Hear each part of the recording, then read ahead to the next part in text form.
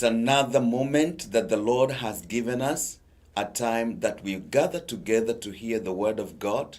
And I welcome you to this moment. It's a wonderful moment. It's a wonderful time that God is going to speak to us.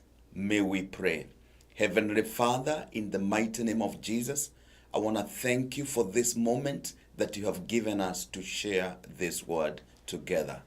I pray, oh God, that you're going to bless my viewer as they listen to this word, oh God. And Lord God, I pray in the mighty name of Jesus that you may pour forth your spirit, the spirit of revelation, the spirit of knowledge and understanding upon me, that I may be able to speak to them a word that is going to be beneficial to them, even all through eternity. In Jesus' name I pray. Amen and amen. Yes, viewer, I know maybe you were together with me. That was last Wednesday, and for those people who are in East Africa, I know it in the morning and Thursday morning. And I believe you followed the teaching that I was talking about, and I was talking about fasting.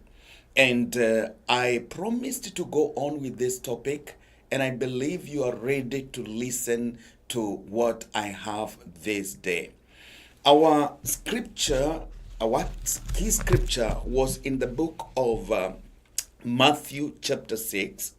This is Jesus who is talking about fasting, and this is what he says. But when you pray, go into your room, and when you have shut your room, I'll read verse 6 and then I read verse 16. I'm starting with verse 6.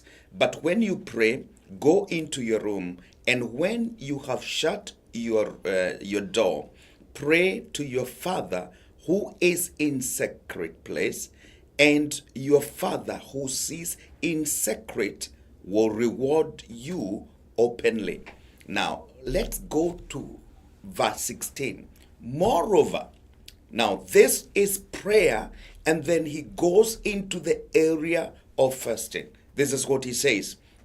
Moreover, when you fast, do not be like hypocrites with a sad countenance, for they disfigure their faces, that they may appear to men to be fasting. Assuredly, I say to you, they have their reward. Up front, I want to say this. According to these two scriptures, there is a reward that comes with prayer, and there is a reward that comes from fasting. But there are things, if we do them wrongly, when we pray and when we fast, and that is what I'm talking about, avoiding ritualistic kind of fasting. Because if we do not avoid those things, what will happen? Then we miss the divine reward. The only reward that we are going to receive is from men. When they acknowledge our fasting, when now they know and it's like, oh, this person is so prayerful, this person can really fast for many days. When they speak like that, because you made them to know that you're fasting, then you have already received the reward. So, I want to say this, that this scripture that we have read, that is verse 16, it carries a lot of information in the area of fasting. Last week, we said that all believers ought to fast. And I want to remind you this, we ought to have sessions of fasting. And we should not wait until the time that the pastor is going to organize corporate fasting. You can do it by yourself. You can set a time. You can set maybe a day in a week that you're going to pray and fast. We also said that fasting helps us to combat the powers of evil. And I said there are things, there are areas you can only overcome when you engage this kind of prayer, that is prayer and fasting, there are powers that oppress you that you will only be able to overcome if you are able to go into the area of fasting. And then we also said that there are levels in spiritual growth, some levels of revelation. Yes, some levels of spiritual understanding and knowledge that you cannot be able to attain until that time that you go into the area of prayer and fasting. Therefore, what am I saying? We need to understand that fasting is not something that we can do without. Because when we do without fasting, what happens? We become ordinary Christians. And God does not want you to be ordinary. God wants you to be supernatural. God wants you to be a person who is going to influence the nations. You're going to influence your family. You're going to influence the church. You're going to influence your village. That is what God is looking at. But you cannot do that. I say once again, you cannot do that if you are not prayerful and if you do not go into this faculty of fasting. Let me say this. As good as fasting is, it can turn to be a ritual. And this one I mean, it can turn to be religious. I always say that religion is what we do more than once without the prompting of the Spirit. So we really need to be sensitive when it comes to fasting, because when we go into the spiritual realm without the grace of God, it becomes very dangerous. Let me say this once again. It becomes very dangerous. This is where people catch all kinds of deception. This is where men come and they talk about some mysteries that are not in line with the word of God. So we need to be guided by the Holy Spirit. Even if you're going to have a certain time that you need to pray and fast, you need to go there with the Holy Spirit. Ask the Holy Spirit. Yes, and ask the Holy Spirit to accompany him. Hallelujah. Ask the angels to accompany you. Glory be to God. Pray that you are not going to be alone, because if you go very high in the spirit and you are not covered, you do not have grace for that, it may be dangerous for your spiritual life. So, religion is what we do more than once without the Holy Spirit. And guess what? A church could be a spiritual church, but there are things that they do that are really religious because they are used to it. It becomes like a tradition. Yeah, it becomes just a ratio that you're going to observe once and again. And I said some times back that there are only two things we are supposed to observe as a ratio in the church. Number one is water baptism. Yes, I mean water baptism. And then the second one is the Holy Communion. Other than that, everything else we do, is it preaching? Is it prayer? Listen to this. Is it worship? Whatever we do. Is it in electing the leadership? Hallelujah. All that need to be guided. Hallelujah. By the Holy Spirit. So, I want to say this, that over the ages, we have three major dispensations. So that you may understand what I'm talking about, I'll talk about these dispensations that have been there from the beginning. The first dispensation is the dispensation or the time that started with Adam. And Adam, listen to this, he is created by God. He is the father of mankind. And then there is this increase on earth. And then we go all the way to Moses. all the way to Moses. That was a dispensation. Now, get this. That dispensation did not have the law. There was no law. Listen, there was no law.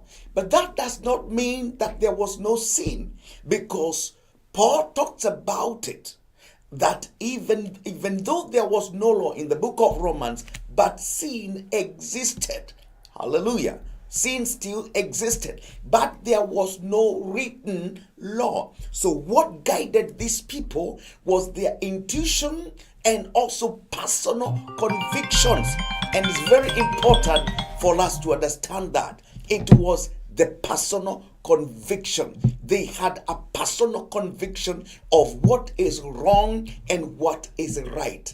Glory be to God. Now, these people, for example, we see some of the individuals there.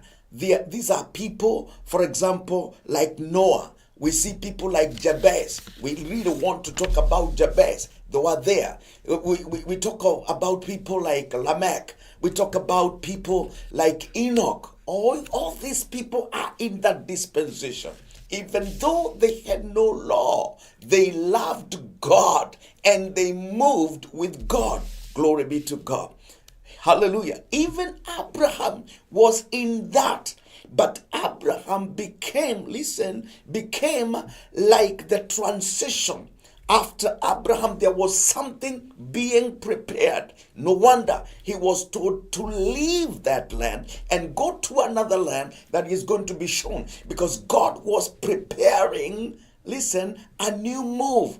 And this move was the move of the law. And then comes now Moses. Moses now became the beginning of the second dispensation. And this dispensation, as we know it, is a dispensation that has the law in it. Is a dispensation that has the law. People are being guided by the law. Whatever they did was according to the law. Whatever they followed was according to the law. Listen to this. Whatever they did was according to the law.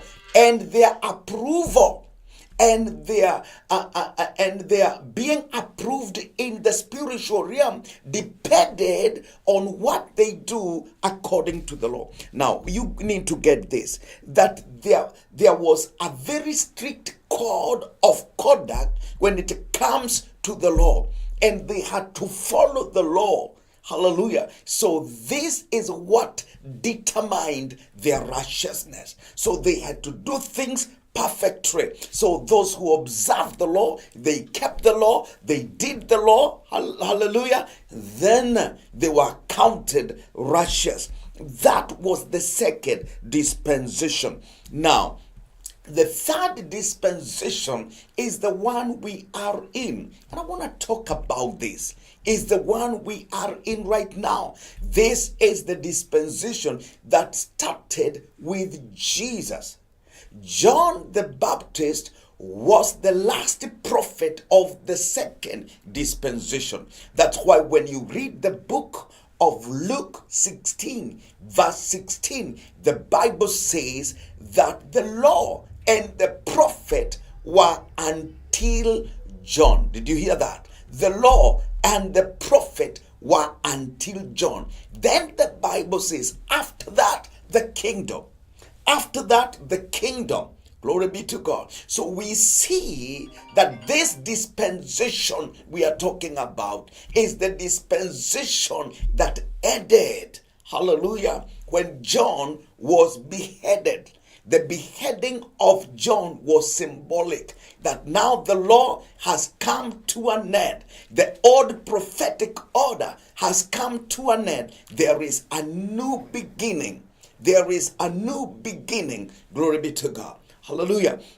So we see that this dispensation now, Jesus introduced this in a dispensation for 3.5 years. But when he died and then resurrected, then we entered into this third dispensation. Jesus although he walked, he lived and preached in the second dispensation, he was not bound by the procedures and the protocols of the second dispensation. That is the law. That is why you see, even when he was not supposed to work on Sabbath, he still worked on Sabbath. Why? Because he was coming to fulfill the law, not to do the law. And there are many people who mistake that aspect. Many people still think that we are supposed, listen to this, that we are supposed right now to observe the law. We are not supposed to observe the law, because the Bible says the law and the prophet were until John. Hallelujah. We have another new law, and this law is very new. It is the law by the Spirit of God. It is the law by the Spirit of God, and that is where we are. So when it comes now to fasting, because the reason why I have explained about all that is for you to understand that the fasting we are doing right now is not as per the old order. It's not according to the law. Now, listen to this. In the Old Testament, there was a lot of fasting. Moses fasted, and so many people used to fast. The law itself, listen, in the law, there was mandatory fasting. And I want to talk about one mandatory fasting. This mandatory fasting in the law is when the Day of Atonement was near. 10 days before the Day of the Atonement. Listen to this. 10 days before the Day of the Atonement. And what is this Day of the Atonement? This is the time that the high priest will go to the Holy of Holies. And then he is going to sacrifice. And he is going to pour blood. Listen. He is going to sprinkle blood. Where is he going to sprinkle blood? He is going to sprinkle blood on the mercy seat. And he's the only one who is there. And then after sprinkling blood on the mercy seat, all of Israel will be forgiven for yet another year. Did you hear that? Will be forgiven for another year. Now get this. When that was done, before that was done, there was the preparation for that day, because that day was major. Because if they were not forgiven, maybe God would strike them with calamity. The whole of Israel maybe would pass through a lot of problems if the mercies of God, listen, were not released, hallelujah, by the sprinkling of the blood, by the sacrifice that was made. Now listen to this. When that happened, or before that happened, then there were the days of preparation. And I want you to get this one very clearly, because it's important. Now, before that happened, what used to happen is that 10 days before, the Levites, hallelujah, were instructed now to blow what was called the shofar. The shofar was a ram's horn. And then they would blow, they will go to the top of the mountain, so that everybody in Israel would know that now there is a dispensation that is starting. And when they blew the shofar, then every Israelite prepared for these 10 days which they are going to pass through. And those 10 days were called the awesome days. Did you hear that? They were called the awesome days. These were the days that they had to afflict themselves. These were the days that they had to afflict themselves What is this affliction I'm talking about? These were the days that they were supposed to pray and fast. These were the days that they were supposed to apply ashes. Listen to this. They were supposed to apply the ashes. They were supposed to put on sackcloth. And during that time, listen, they could not apply anything in the name of beauty. They would not anoint themselves. No, they were supposed to apply the ashes so that they can change their countenance. Did you hear that? So that they can change their countenance. What does that mean? That the outside symbolized the inside. I say this once again. The outside now spoke of their humility, what they were doing, the actions that they were taking, that kind of humility by not putting on the best gown. Listen to this. By not putting on the best dress, it was speaking of how they were humbling, and that is the kind of fasting they were to observe. But listen to me, brethren. We are not in that kind of dispensation. Now, the dispensation we are in is not a show off. Everybody knew that Israel is fasting, even their neighbors, because they would go to the streets and guess what? Everyone is applying the ashes and everyone has sackcloth. But we are not in that dispensation. So the Old Testament, you need to understand, the physical came first to symbolize, listen to this, to symbolize the spiritual. But in the New Testament, it is the spiritual first. Hallelujah. It is the spiritual first. We always say that the Old Testament, it was outside in. But the New Testament is in out. Glory to God. It's the inside out. So Jesus now comes and he confronts the Pharisees who are maybe preparing. Maybe they are in fasting at that time, and they are preparing, or they have come with sackcloth, and they have come with the ashes. They have applied the ashes, and he tells them, moreover, when you fast, you can now tell why Jesus, amen, had a lot of problem with these Pharisees. Because they think the more they disfigure themselves, that is the way God is going to receive them. And we have a group of people even today. They have the same mentality, and they think if we disfigure ourselves, if we show off, if we show that now we can fast for 21 days, we can fast for 40 days, and they're announcing all over, they announce on the social media, don't you know we are fasting, and so on and so forth. You think that God is going to accept that. Hallelujah. Let me tell you, the Bible says if you do that, you already have your reward. You already have your reward.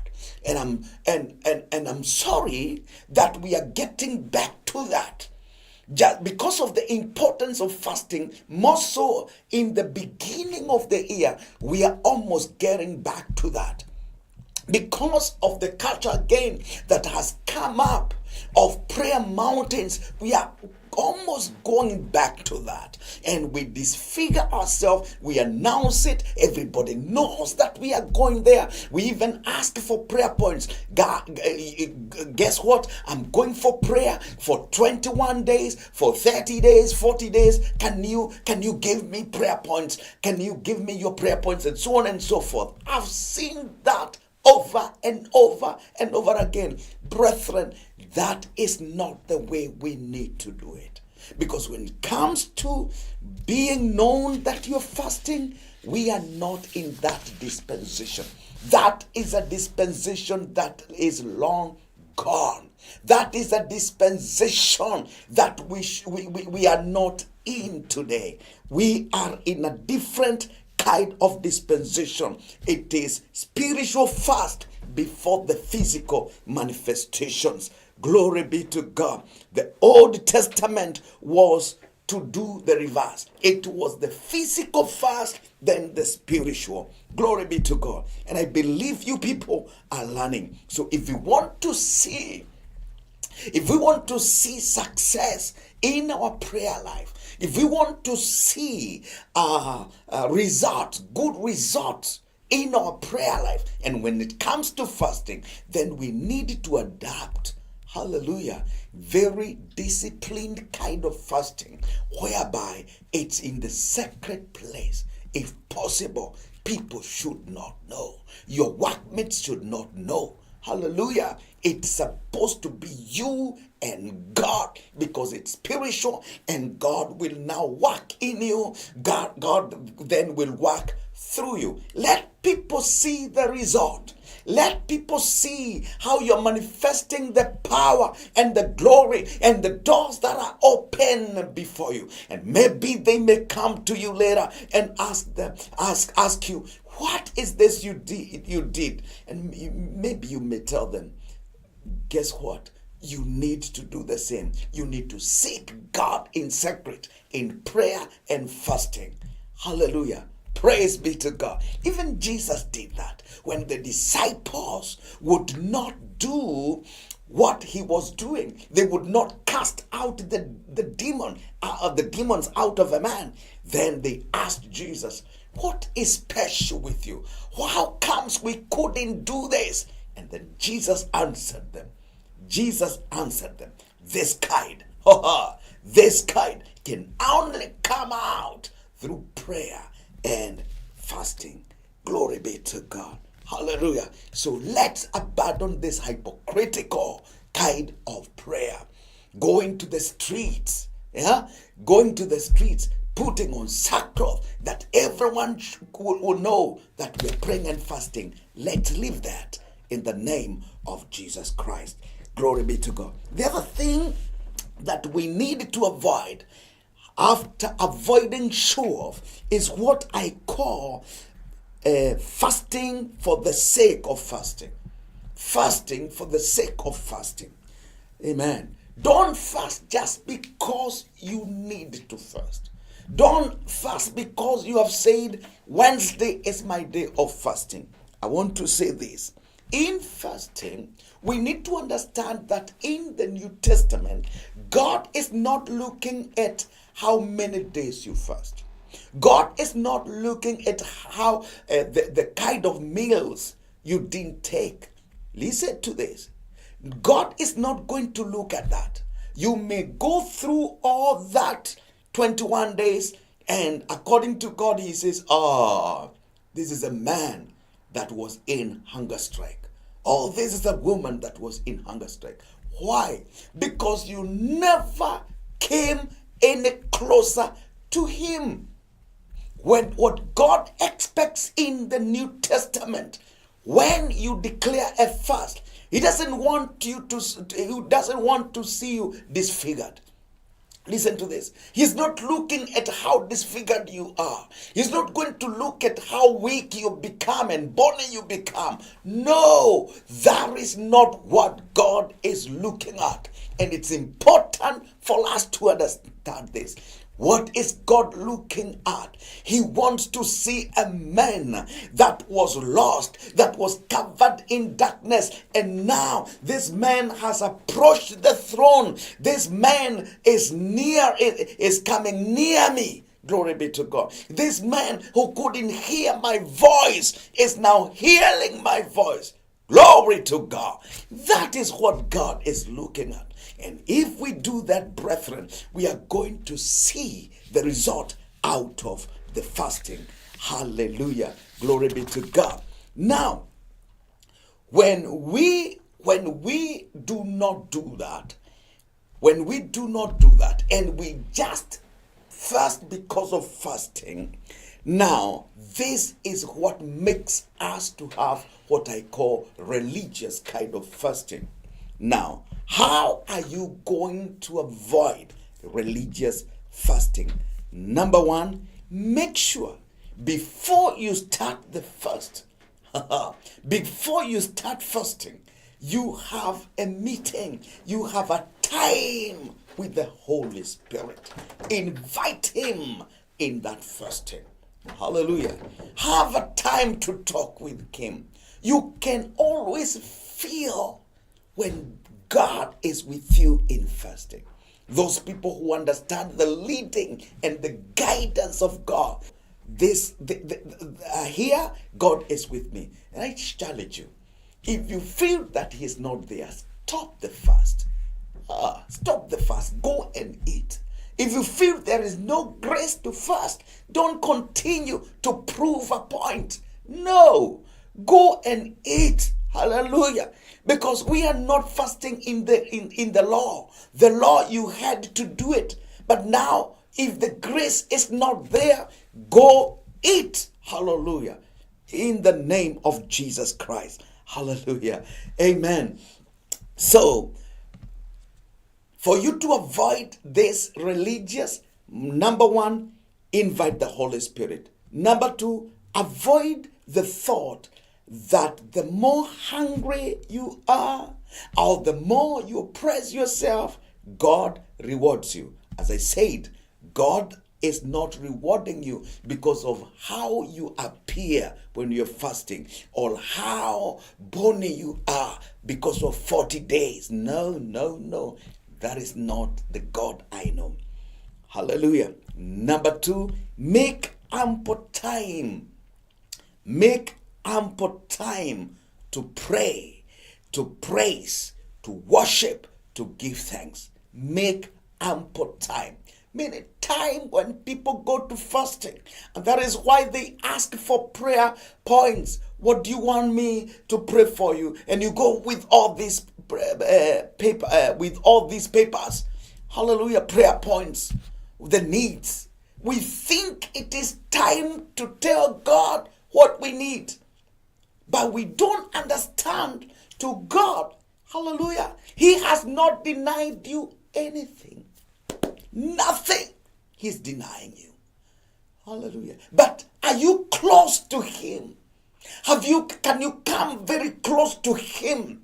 Because when intimacy is established, Matthew 6:33 comes to pass. Seek ye the kingdom of God first and His righteousness, and all these things shall be added unto you. But in fasting, people have the mentality and they do the reverse. They take all these burdens to God. They pray, they ask God, do this for me, do this for me. This year, God, do, and my children on all this. I want to let you know that is wrong. That is wrong. In actual fact, I can tell you, you can go to prayer and fasting and not present your personal need. Amen. And that is going to be a very wonderful fasting. This is the time you're just going to pour your heart to God. Have moments of intimacy with Him. Come closer to God. Come closer to the grace. Hallelujah. Remove the darkness that is shutting you out of His presence. And when you are closer to Him, you will experience all that you need. You will see provision coming by in the name of Jesus. He said, I will not leave you. I will not forsake you. So when we fast, we should not think that we are inviting God into a situation. Hallelujah. He knows everything. He understands. It's you who is far away from Him. So come closer to Him. Hallelujah. Set time. Hallelujah. So the time that you ought to eat, the time that you ought to go for food and all these, hallelujah, use that moment to seek God and come close to God in the mighty name of Jesus Christ. I believe you're understanding what I'm talking about. The other thing that you need to avoid as I finish is to avoid what I call selfishness. Avoid selfishness. Praise be to God. And if we read the book of Isaiah 58, let's refer Isaiah 58. He says, let's read verse 6. Is this not the fast that I have chosen? So Isaiah said, this is the kind of fasting, and this is God who is talking. This is the kind of fasting that I really love. To loose the bonds of wickedness, to undo the heavy burdens, to let the oppressed go free, and that you break every yoke. I don't have time to explain all that, but you can see that when we talk about fasting, hallelujah, there is something that is so important. There is something that is so important here. Glory be to God. He says, number one, this is the kind of fasting that really touches me. And this is the time you lose the bonds of those who are bowed. In other words, you are not selfish. You are praying for others. You are blessing others. Amen. You are praying for their success. Glory be to God. But look at verse 7. And this is where I want to go to. Is it not to share your bread with the hungry? You are praying, yes. You are fasting, yes. But look at this. God challenges you that share what you have. In other words, don't be selfish. Let me say this. If you fast for 21 days, don't think you are going to save the money for 21 days. Because sometimes we think it's a saving spree. And we go to fasting just because we are not eating. Now I can save some coins. That is not what God is telling you. There is a time you need to even give more to the people who do not have. Those people who do not have something to eat, we need to share with them that moment. Glory be to God. You need to share food with them. You need to visit those who are less privileged. That's the time to do it. Praise be to God. Don't think that because you're not eating breakfast, you're not eating lunch, you're not eating dinner, and you're not snacking, hallelujah, you think you're going to make a saving. That is not fasting. That is not fasting. And you can see churches that are fasting. Listen, all of them are in fast, and the people in the locality, they have nothing to eat. They have children who cannot afford to go to school. Listen to me. We have orphans, they are there, and we think God is going to hear our prayers. No, the time to fast is the time for generosity, because God is love. God is love. And when you love his people, when you love humankind, you touch the heart of God. So before you touch him with the words, hallelujah, before you touch him with the words of worship, first of all, praise be to God, touch God through an action. Touch God through giving. Amen. Touch God through giving. And these days it's so easy because of the technology. Before you go for fasting, hallelujah, send an M-Pesa to someone. Amen. If you are in America, for example, do a cash up to someone. Glory be to God. Let them enjoy. Let them enjoy. Praise be to God. Do a sad wave to people you know back in Kenya. Bless them. That way you are fasting. But if you go for 21 days and you don't eat breakfast, you don't eat lunch, and then you are saving all that money, there's something wrong. He says, is this not the fast I have chosen? Glory be to God. You giving your bread to the hungry, and you bring them to your house. Hallelujah. Praise be to God. Those who are cast out, bring them in. Amen. Imagine how it will be. You are bringing people into your house because they don't have a place to stay, and then you are cooking for them. Praise be to God. And you not even know that you are not eating. Hallelujah. How wonderful that will be. That is true fasting. I challenge you in the name of Jesus. Let's stop doing ritualistic fasting. Let's be real in the mighty name of Jesus Christ. Because when we are real, things happen in the mighty name of Jesus Christ. And the last point is this: be ready for change. Be ready for change. I know Christians, sometimes they become too callous. Callous means hardened. They have a hardened heart. You cannot teach them anything new. We have so many Christians with the know-it-all mentality. They don't even want to hear anything. They know it all. Every topic they know. Listen to this. When you come to God, understand you are going to God for download. You are going to God for downloads.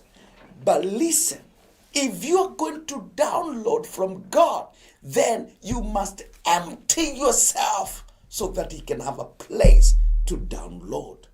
Let's be teachable in the area of fasting. Praise be to God. Let's break that being rigid, that rigidity. Let's break it in the name of Jesus Christ. God would like to pour upon you. Let's be ready so that He can pour more and more into us. Let's receive God's directive. What is God telling me? What is this He is saying?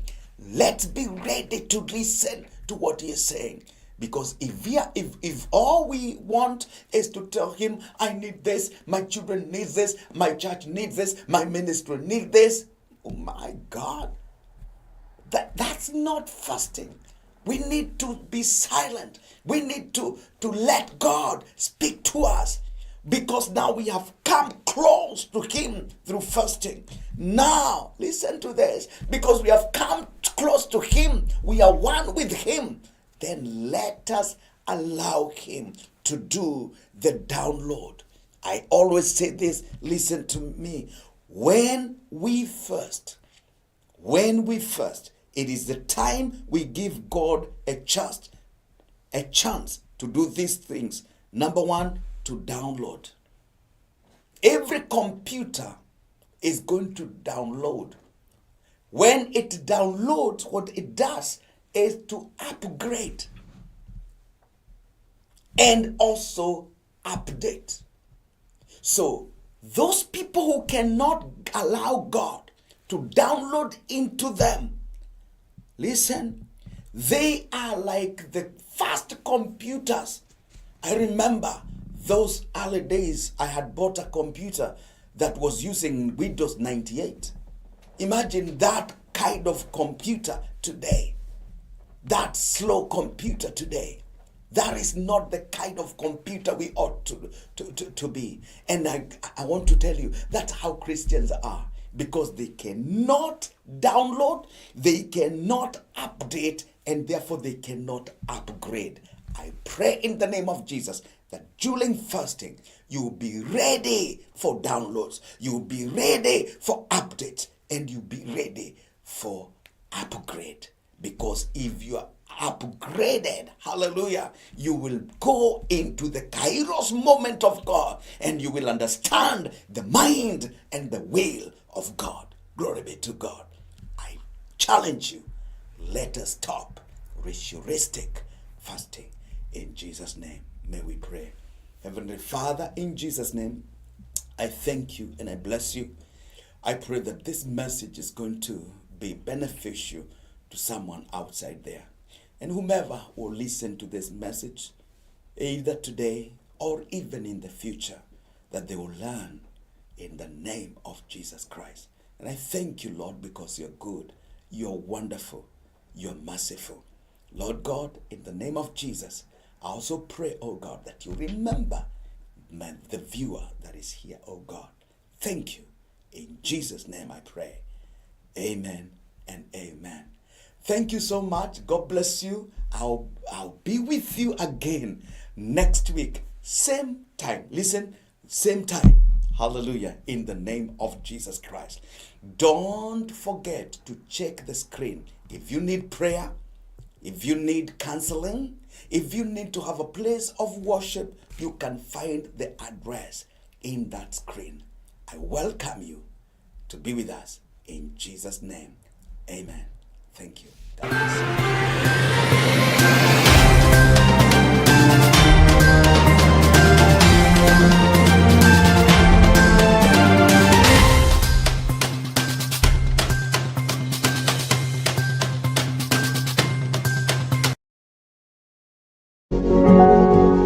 You are watching Pacific Waves Television, USA, a place of nourishment.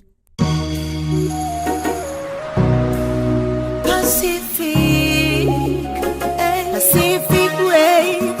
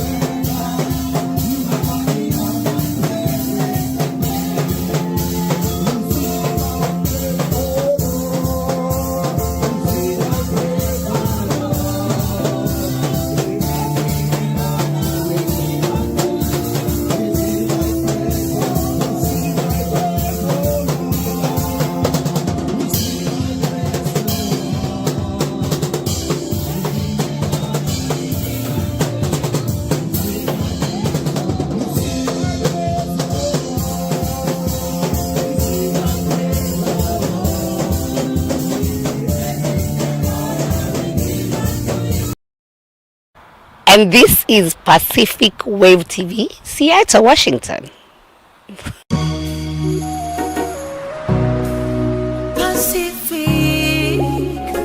Pacific Wave TV. Menyuge na neta, shiaraya. Pacific, shewa ikeno. Pacific Waves Radio. Ayage makaro merera. Pacific Waves TV. Wako ne Pacific Waves TV.